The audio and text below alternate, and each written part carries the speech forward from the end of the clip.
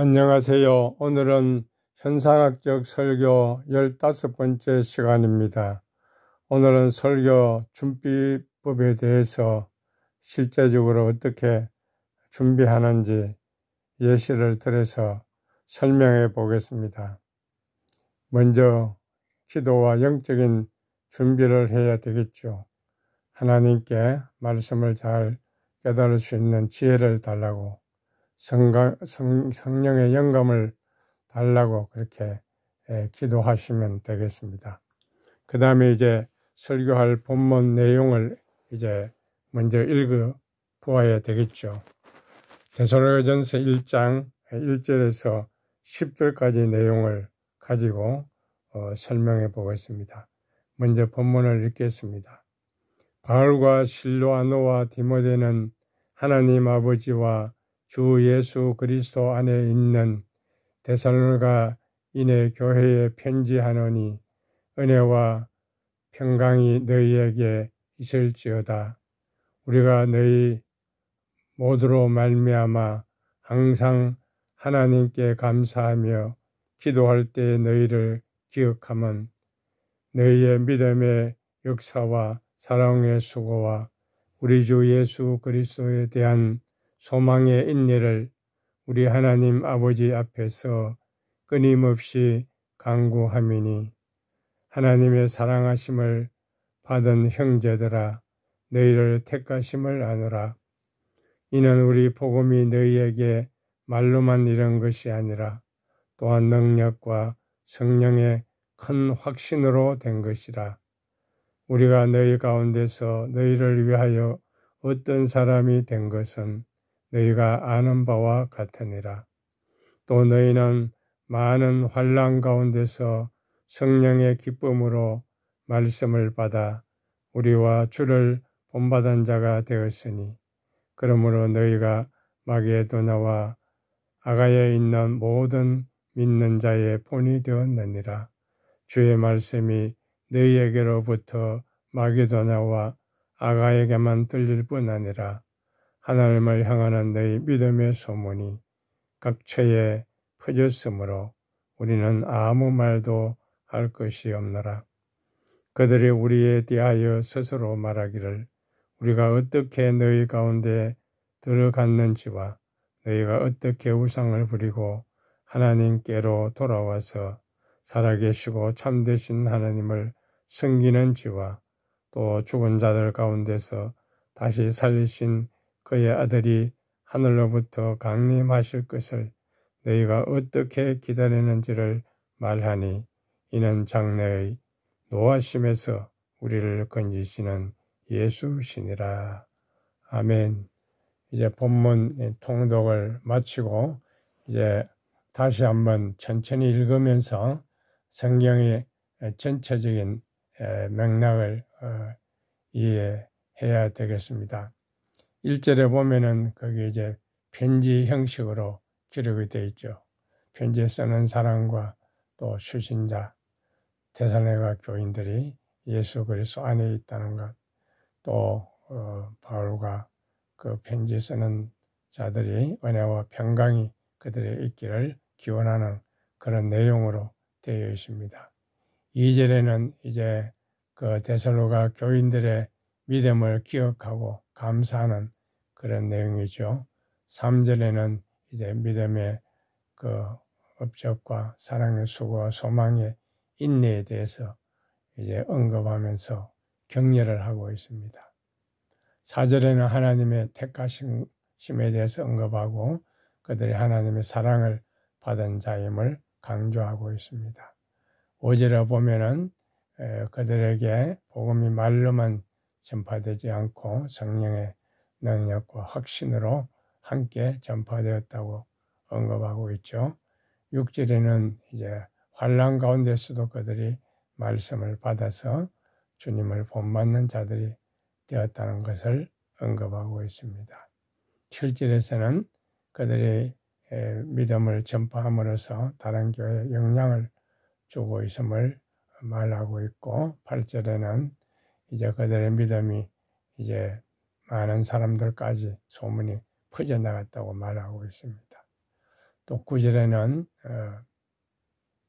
그들이 어떻게 이 사도들을 맞이했는지, 또 복음을 듣고 우상을 버리고 하나님을 섬기는 그런 진정한 삶을 살아가고 있는지에 대해서 강조해서 말하고 있습니다.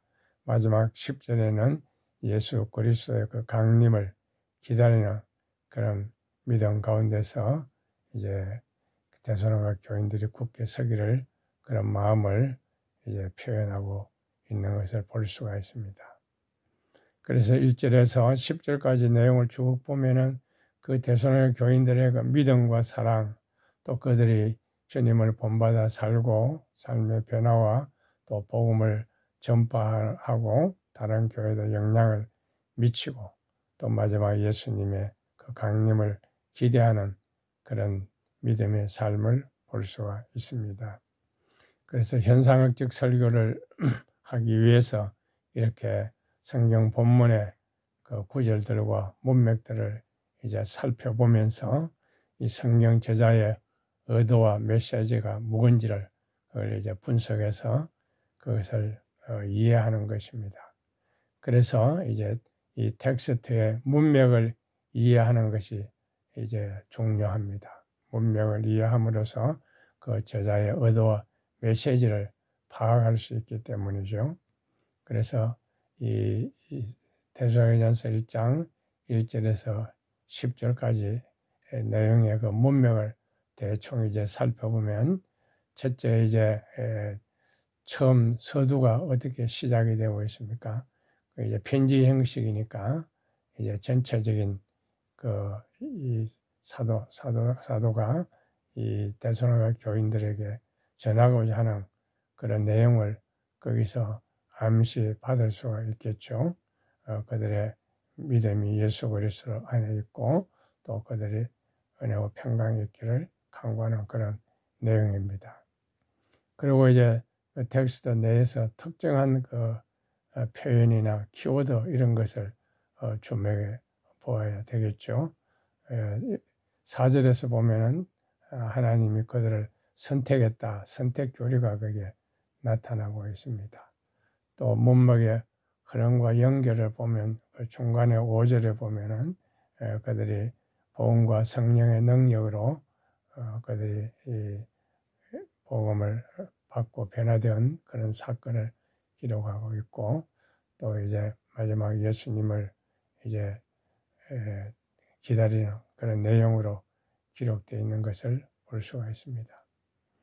그러니까 이 데살로니가 전서는 그 교인들에게 용기를 주고 그들의 믿음과 사랑을 격려하기 위해서 쓴 그런 편지라 그렇게 볼 수가 있겠죠. 그리고 이제 이 본문에 나타나는 그 문학적인 요소들을 고려해 볼 필요가 있습니다. 1절과 2절에는 이제 그 편지 형식으로 이제 그들의 은혜와 평강이 있기를 간구하고, 또 하나님 앞에 그들의 믿음을 생각하고 감사한다, 그런 내용이 기록이 되어 있고, 또 6절에 보면 특별히 그 시련 가운데서, 환난 가운데서도 그들이 이 복음을 듣고 예수님을 믿는 그런 상황을 설명하고 있고, 또 9절에 보면 그들이 복음을 받았을 때 어떤 태도를 가졌는지, 우상을 버리고 하나님께 돌아와서 참되고 살아계신 하나님을 섬긴다는 그런 예배의 중요성, 섬김의 중요성에 대해서 강조하고 있는 것을 볼 수가 있습니다. 그래서 이 1절에서 10절까지 이 내용은 이런 문학적인 표현으로 감동적인 그런 내용을 가지고 이제 신앙의 가르침을 표현하고 있는 것을 볼 수가 있죠. 그리고 이제 역사적인 배경을 이해하는 것이 중요합니다. 이제 이 데살로니가 교회는 이제 그리스에 있는 가장 초기에 세운 교회 중 하나이죠. 이 교회는 이제 그 그리스 북부에 위치한 중요한 상업 중심지였습니다. 그래서 다양한 문화들을 받아들이고 영향을 받고 있었습니다. 그래서 그들이 복음을 받은 이후에도 이런 환경 가운데서 살아갈 때에 그들의 주변 문화로부터 그 영향을 차단하고 그리스도의 가르침을 따른다는 것이 쉬운 일이 아니죠. 그래서 그들에게 위로를 주고 용기를 주고 그들에게 하나님의 사랑이 함께하고 은혜가 함께하고 성령의 도움이 함께한다는 것을 보여주면서 그들이 잘 참고 인내하고 신앙이 더욱 자라가기를 바라는 그런 내용의 말씀이 기록되어 있는 것을 볼 수가 있습니다. 본문에 나타나는 신학적인 내용을 고찰해 보면은 이제 신앙의 원리가 거기 나타나고 있는데 믿음과 소망과 사랑 이것이 신앙의 원리입니다. 그 현상학적인 설교라는 것은 그 본문에서 신앙의 원리를 깨달아 가지고 그것을 이제 성경 내용을 가지고 분석하고 그 신앙의 원리를 신앙생활에 어떻게 이제 적용할 수 있는지 그것을 설교하는 것이 현상학적인 설교입니다. 또 이 성경에 나타나는 그런 가르침, 교리 부분 그런 것도 이제 생각해 볼 수 있습니다. 예수님의 재림이라든지 또 구원의 소망이라든지 성령의 역할이라든지 이런 것을 가지고 설교할 수가 있고 또 신앙생활의 의미에 대해서 그 믿음과 회개의 중요성 또 예배와 섬김 이런 의미에 대해서 이제 고찰하고 그것을 성도들의 삶에 적용해 볼 수도 있을 것입니다. 그 다음에 생각할 수 있는 것은 그 본문의 하나님의 뜻이 뭔지, 계획이 뭔지, 의도가 무엇인지 그것을 이제 살펴보는 것입니다. 그 성경에 나타나는 그 데살로니가 교인들의 믿음의 그 열심, 그들이 예수님을 본받아 가지고 주위에 있는 많은 사람들에게 복음을 전가하는 이런 것들이 하나님이 계획하신 그런 구원 사역의 계획인 것을 볼 수가 있죠. 그들이 특별히 소망 가운데 예수님의 재림을 기다리는 그것도 예수님의 재림도 하나의 기독교 중요한 교리죠. 그런 구원의 완성을 향한 그런 믿음 이것도 성경의 본질적인 현상이라고 볼 수가 있습니다. 또 성령의 역할, 성령을 통해서 도를 받고 사람이 변화되는 그런 변화의 역사 이런 것들도 우리가 생각해 볼 수가 있을 것입니다. 성경의 중심은 예수 그리스도고 우리의 구원을 위한 책입니다. 그렇기 때문에 본문에 나타나는 예수 그리스도에 대해서 또 구원에 대해서 이런 관심을 가지는 것도 중요하겠죠. 그래서 이 데살로니가 교인들은 하나님의 사랑을 받고 있는 형제들이다. 너희들을 선택했다. 4절에 보면은 선택에 대한 교리가 있습니다.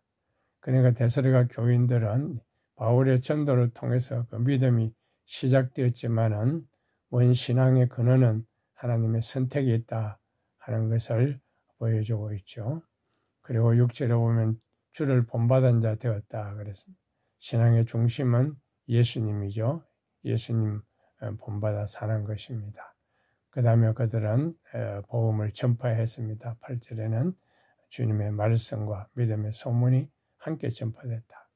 주님 말씀 그 교리나 이론만 전한 것이 아니고 그들의 삶을 통해서 신앙을 통해서 그들이 받은 그런 복음을 전파했다. 그렇게 기록이 되어 있습니다. 마지막 10절에는 그 예수님을 만날 그런 소망, 그 예수님의 강림, 신앙의 우리의 대상이고 신앙의 주체가 되는 그 예수님을 이제 소개하고 있는 핵심 구절임을 볼 수가 있습니다. 그래서 이렇게 이런 것들을 이제 살펴본 다음에 이제 설교를 하기 위해서는 이제 주제를 찾아야 되겠죠. 하나의 주제를 포인트를 찾아서 그것을 가지고 설교를 해야 되겠죠. 그래서 이 본문에 나타나는 그 키워드나 중요한 그런 단어들을 살펴보면은 여러 가지 우리가 살펴볼 수가 있겠죠. 믿음의 본해라든지 또 감사하며 기도한다든지 또 믿음의 역사, 수고, 소망의 인내, 사랑, 또 환난과 성령의 기쁨, 주를 본받은 자, 믿음의 소문, 또 우상을 버리고 참되신 하나님을 섬기는 것, 이런 중요한 키워드나 단어들을 한번 생각해 보는 것이 중요합니다. 그리고 이제 전체적인 문맥을 통해 가지고 이제 처음 첫 그 구절이 어떻게 시작이 되고 있습니까? 편지로서 그리스도 안에 있는 데살로니가 교인들 또 은혜하고 평강이 있기를 간구하는 그런 내용이 강조되어 있습니다. 또 이제 본문의 흐름을 보면 믿음의 역사, 사랑의 수고, 소망의 인내, 그들의 그 믿음의 특징에 대해서 말하고 그들의 환난 가운데서 지금 신앙생활을 하고 있는 것을 보여주고 그들의 믿음의 소문이 각지에 퍼져 있다. 이런 흐름들을 볼 수가 있습니다. 그래서 이 전체적인 이 구조를 이제 살펴볼 수가 있고 이제 이런 것들을 가지고 가능한 이제 제목을 한번 만들어 보는 것입니다. 그래서 그 데살로니가 교인들의 그 신앙에 대해서 믿음의 역사에 대해서 그렇게 제목을 잡을 수도 있고 그들의 환난 가운데 있으면서도 기쁨으로 도를 받는 그런 사실들 그런 것들을 제목을 잡을 수도 있고 데살로니가 교인들의 성도들의 신앙과 삶에 대해서 제목을 잡을 수가 있겠죠. 그 다음에 이제 다른 참고 자료들, 성경 주석이나 사진이나 역사적인 자료들을 활용해서 더 깊이 있는 본문을 이해할 수가 있습니다. 이 데살로니가 전서 1장 1절에 10절은 바울이 데살로니가 교회에 보낸 편지의 시작 부분입니다. 그래서 데살로니가 교인들의 그 믿음에 대해서 감사하면서 출발을 하고 있고 그들의 믿음이 어떻게 시작이 되고 또 주변에 알려지고 하는 것을 말하고 있습니다. 그래서 이 본문의 중심 내용은 이 데살로니가 성도들의 현 사실적인 신앙의 삶이라 그렇게 생각해 볼 수 있습니다. 그러니까 데살로니가 교회 성도들의 믿음이 어떻게 시작이 되고 어떻게 성장이 되고 어떻게 그들이 주변에 영향을 미치는가 하는 그런 과정을 설명하는 것이라 그렇게 볼 수가 있겠죠. 그래서 자세히 이 내용들을 이제 살펴보는 것입니다. 그것을 해석을 하고 또 현상학적인 설교를 준비할 때에 그런 흐름을 가지고 이제 준비를 하는 것입니다. 그래서 그들의 믿음이 어떻게 시작이 되었는가를 더 구체적으로 설명을 하고 그들의 믿음이 어떻게 성장해 나가고 있었는가를 설명을 하고 그들이 어떻게 영향을 주변에 미치고 있는가 이런 것을 이제 설명을 하는 것입니다. 성경 주석이나 다른 해설서를 참고하면서 더 깊이 있는 해석과 배경 이런 것을 얻어서 설교 내용을 이제 준비할 수가 있겠죠. 이렇게 성경 내용을 먼저 분석을 잘 하면은 풍성한 그런 설교가 될 수가 있고 또 설교를 작성할 때 많은 참고 자료가 될 수 있을 것입니다. 이런 내용을 가지고 각자가 이제 성경을 연구를 하고 분석을 하고 또 파악을 해서 설교 준비를 잘 하면 좋을 것 같습니다. 오늘은 여기까지 말씀을 드렸습니다. 감사합니다.